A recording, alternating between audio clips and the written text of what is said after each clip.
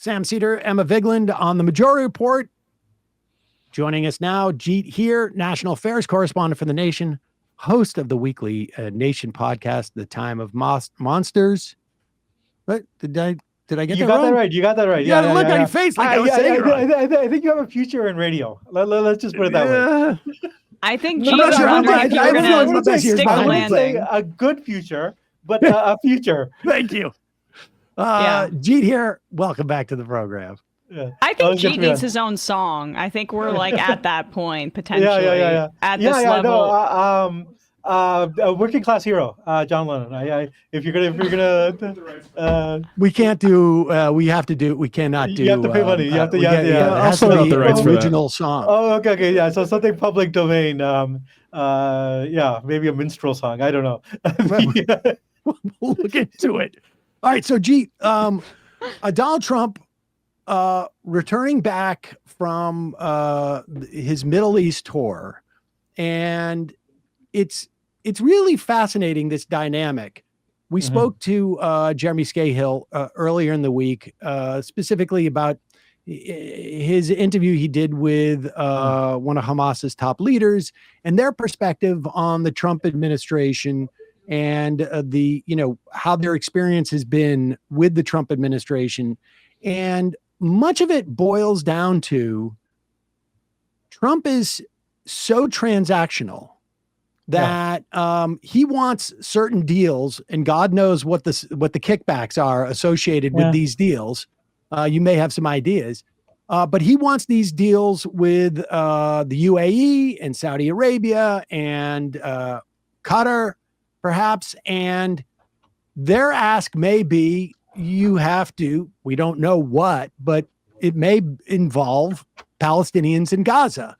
And if it puts $1 in Trump's pocket, I think that's basically what it takes. What's your sense of what's been going on? Yeah, no, I mean, I think to understand kind of what Trump's doing, we do kind of need the contrast with Biden. And I will say that in contrast to Biden's, I think, gross incompetence and sort of like ideological policy of commitment to Zionism above all else, Trump, as bad as he is, kind of looks a little bit better. And I would say it's not just me that's saying this. Axios had this like report from officials from the Biden administration, some of them speaking on the record, basically saying that they're in awe of what Trump is doing, which is that he's actually like changing the dynamic in the Middle East. Notably having U.S. having direct negotiations with Hamas, which Biden was never willing to do. But beyond that, I mean, I think in the broader Middle East, negotiating with Syria, beating the former head of the Syrian leader, who Trump said is, like a good-looking guy, very strong. Very attractive. Very attractive. This is like a guy who is like, former Al-Qaeda, has in fact killed American troops.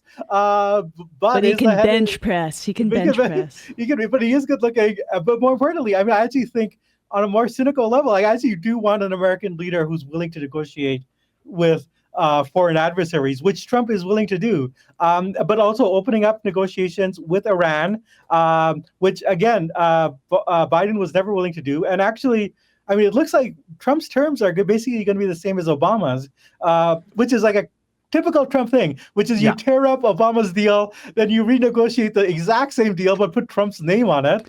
But this is why it's a miracle that Biden didn't, or what we almost should thank Biden for being such a rabid Zionist, is because if he had re-entered into it, Trump would have scrapped it. But now he can say the Iran deal's mine if he actually follows through. If he follows through, we'll get to that. But okay, so this is on the broader Middle East. But also, I mean, he followed Biden's policies of trying to bomb Yemen, this crazy policy of thinking that could actually work. But then he backtracked and basically said, we've got what we want, which is again actually achieved nothing, but has basically made it agreed not to bomb Yemen and is going to continue to allow Yemen to bomb Israel, which is an amazing thing.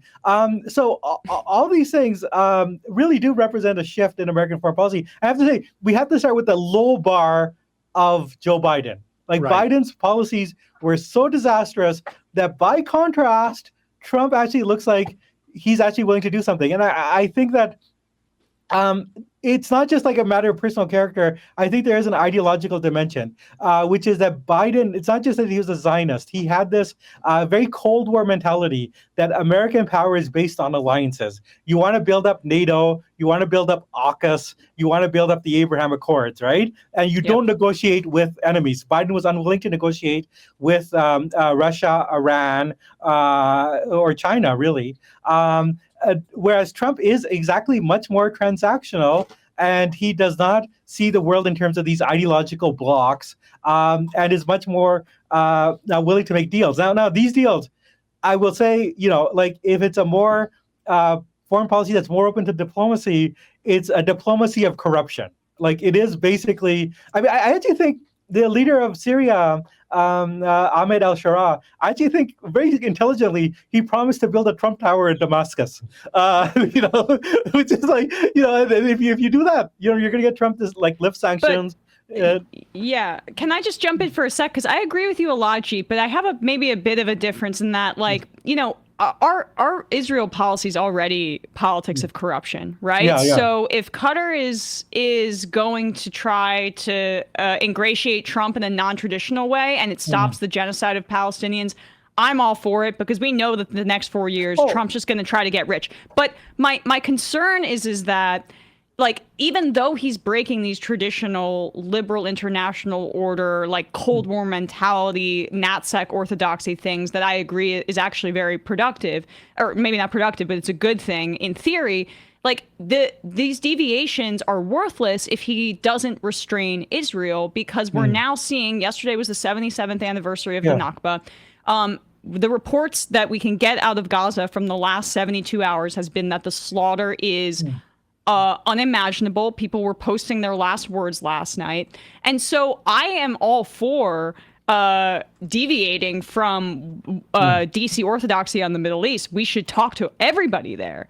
But my concern is that if Trump's only aims are his personal enrichment and he doesn't get the guarantees for the Palestinians, that then this is all for naught. Yeah, no, I absolutely, like, I mean, I agree with you, like, on all those points. On the point of, like, like it's already corrupt. Like when on this show, we don't have to emphasize the role of, like, sort of like AIPAC money and the national security establishment investment in Israel. And in some ways, I mean, I think who's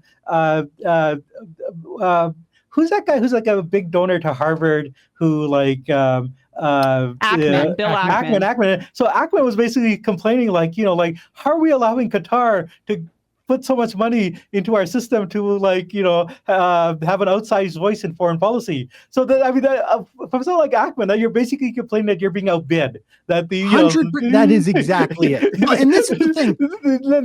Yeah. So, and I think I said this to Scahill earlier in the week.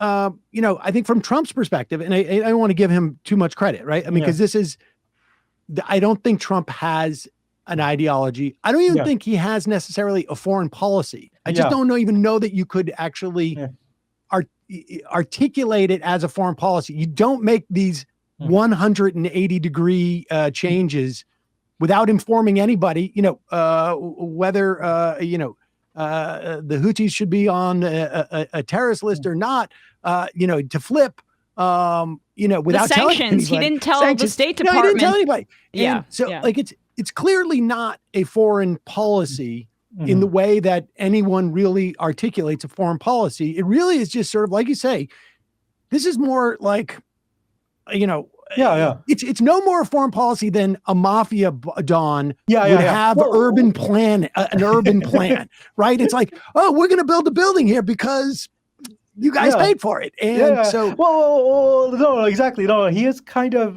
you have to kind of distinguish, I think, maybe between Trump himself and the kind of like Republican Party, because I think that there is actually some interesting things going on, which I think people on the left are loath to acknowledge, but are actually happening. But Trump himself exactly is a mafia boss. And he's actually, I mean, there's a very good article about how beloved he is in Saudi Arabia. And it's because he's the exact same guy as the Saudi princess. Like, he's like totally transactional, non-ideological, just wants to be rich, loves God, he loves gold, a patriarchal, it's all the same guy. So he's like, like Trump is actually like much more at home in Saudi Arabia or Qatar than he would be in Israel, right? Like he's not like a settler type. He's like show me the money type guy.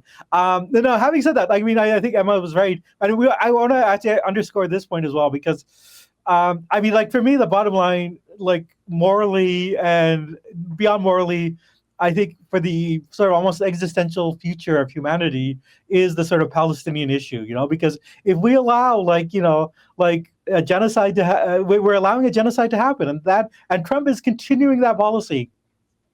Well, with the caveat that they're actually much more critical of Netanyahu than publicly critical than Netanyahu than Biden ever was willing to be. So Witkoff has basically said, we want to make a deal with Hamas, but like the Israelis just want to have continued war, and that they want to have keep fighting in a way that doesn't make any sense to us because we don't actually see what the end game is. No, I mean. That's been true since October 2023. Yep. Witkoff is the first American official to say that.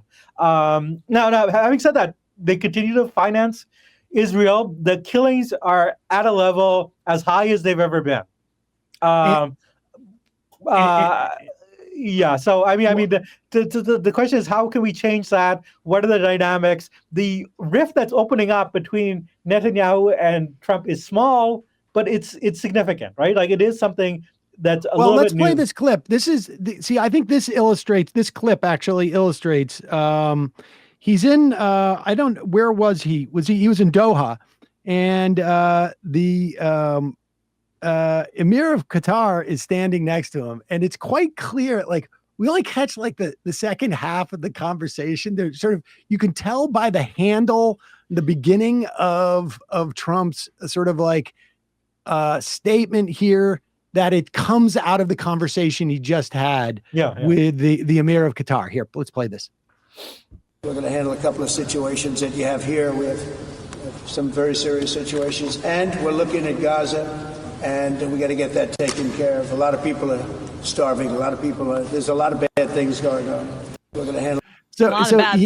He's looking at the Emir of Qatar and saying, there's a couple of things that we got to handle. And then he turns to the audience and says, and it's like, whatever Well, whatever the last person that Trump talked to is who he goes by. I mean, he isn't really a goldfish. But I think it's good to broaden out beyond Trump because there's within the Republican Party actual factions that have real serious differences on foreign policy. And this maybe gets at to why there might be a change, but it might also be sabotaged. Because there's an American first faction which they're not like us. Like they like wars that you win, and America hasn't been winning wars. They're very they actually have turned against the forever wars. They don't want their people they don't want to get into a war with Iran. A lot of that is because they want to actually fight China, right? Like they want to husband the resources to fight China. Whatever.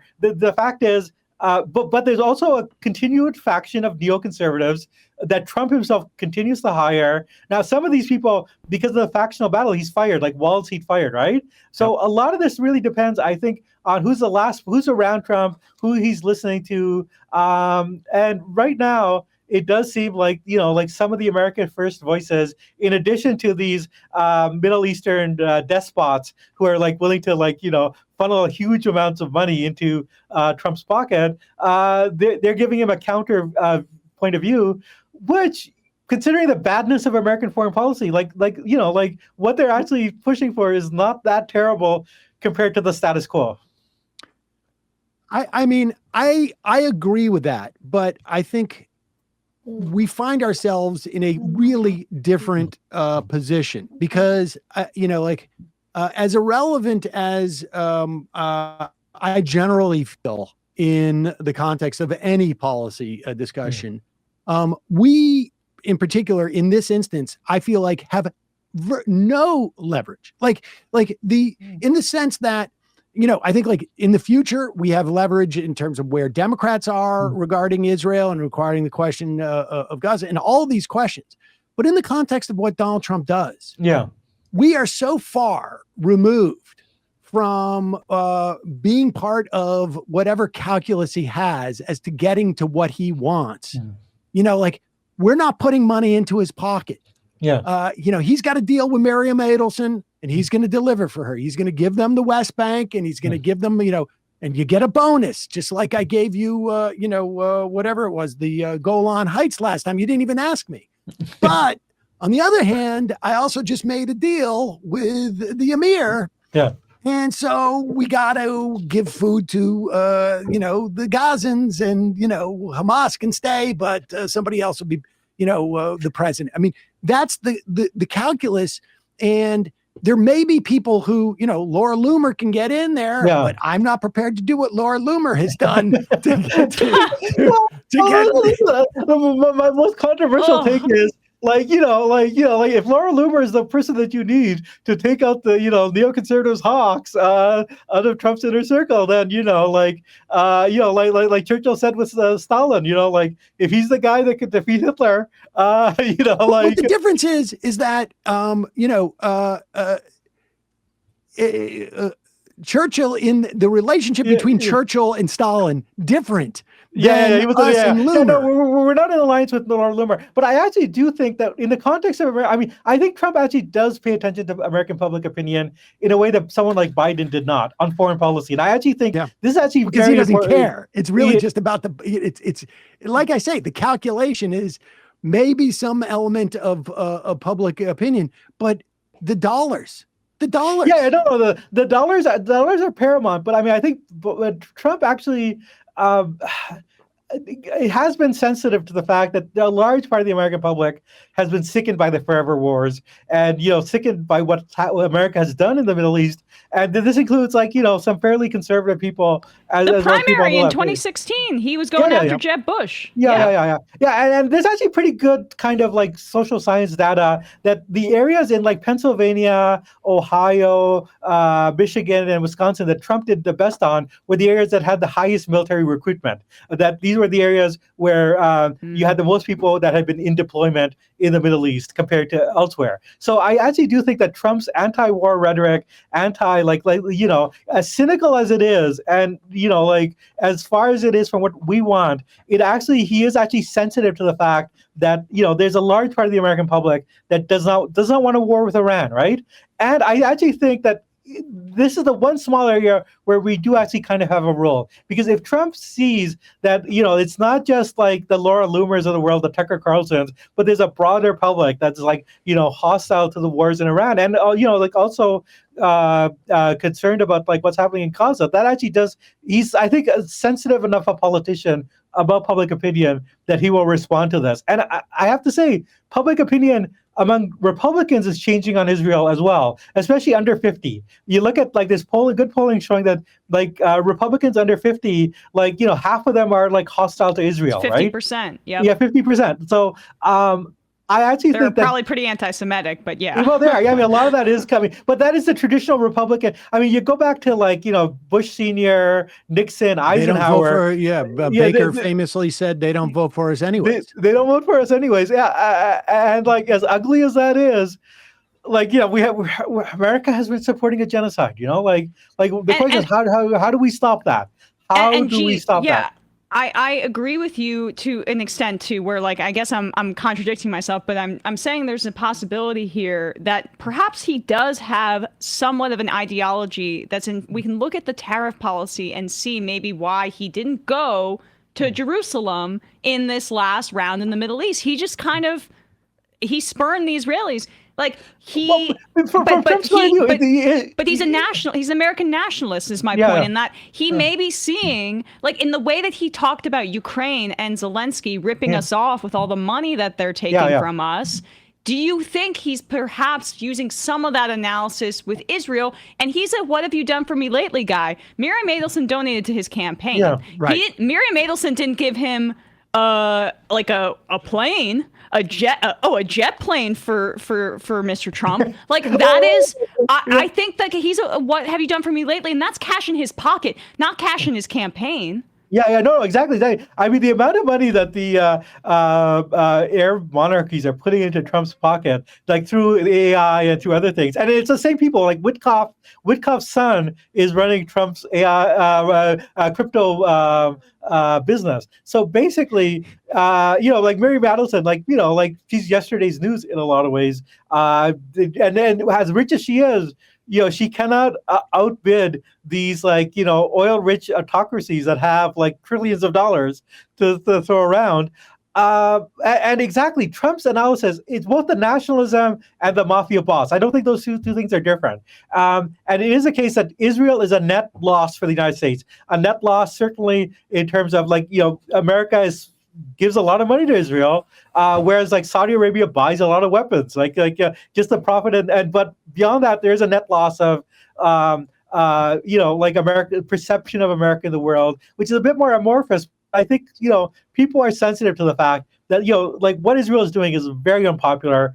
I don't think the Saudi crown prince cares at all about the Palestinians, but he knows his people care. Yes. And I think that all the other people in the Middle East know that they have to at least make a show of concern about this. They cannot normalize relationships with Israel while this is going on.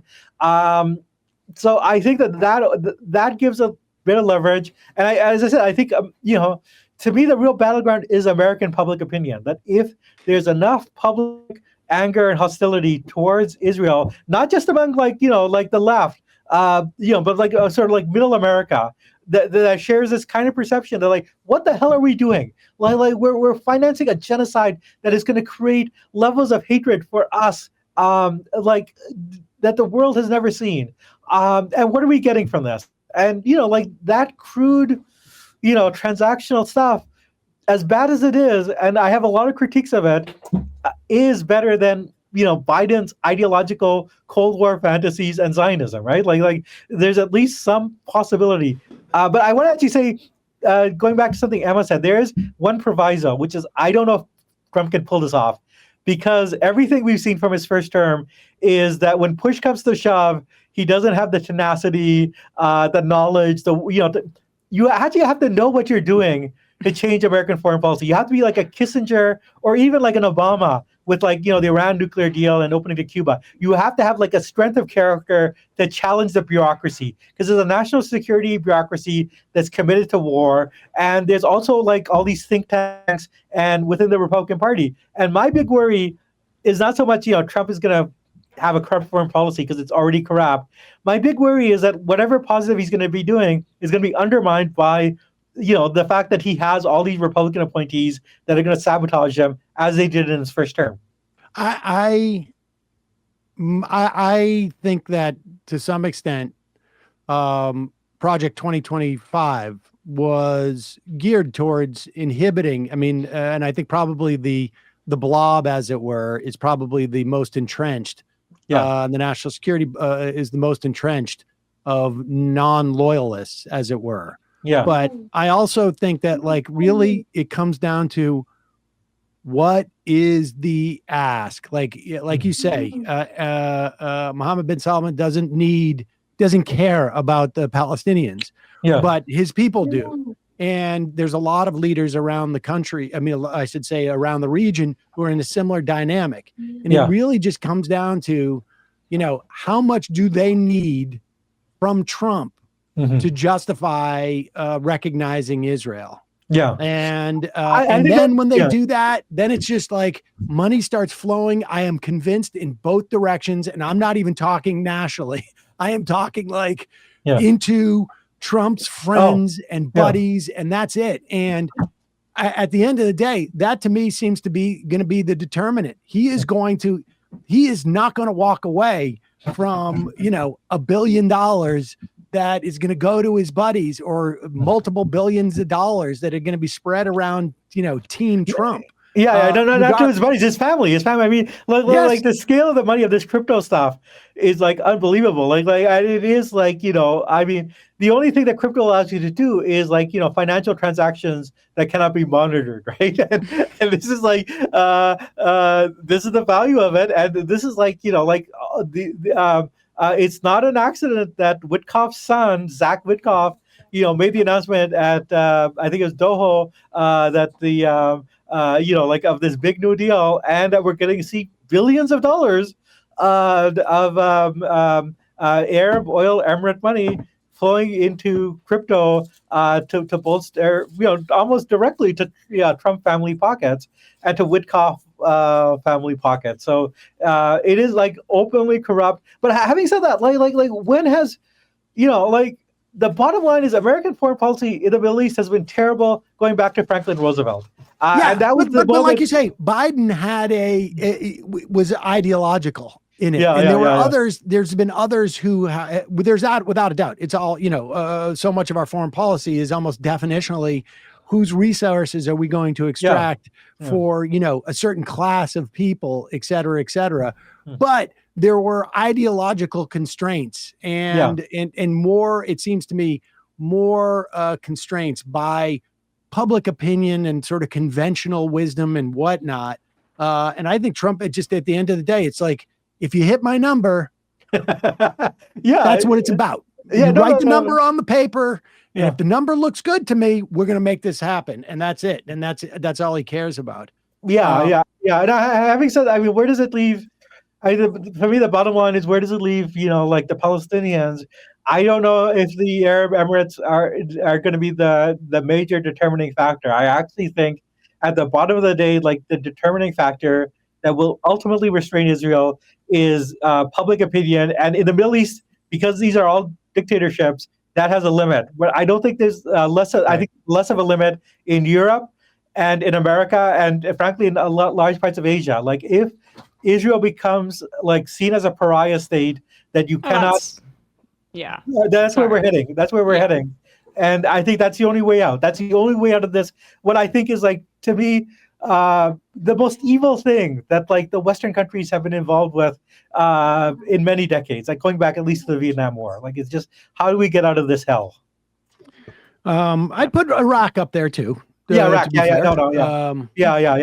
But it's up there. It's up there. It's one of the top. Exactly. And we don't have the true death toll in front of us. I mean, it's likely quadruple 5 times what's being reported in the paper. I don't even say those numbers. And I think would it's also misinformation. say the amount of information that we have as a people is so much greater than it was during Iraq. And because of social media and because of the nature of Palestine and all of that, it makes it that much more egregious in many respects. It's a lot harder to deny the horrors that are going on there. And like, as I said, I don't have much hope for Trump. I actually think he's going to be like with the Iran deal, that you can already see like Rubio and others like putting in poison pills that are going to like make it impossible, even though Trump, I think, has the right ideas.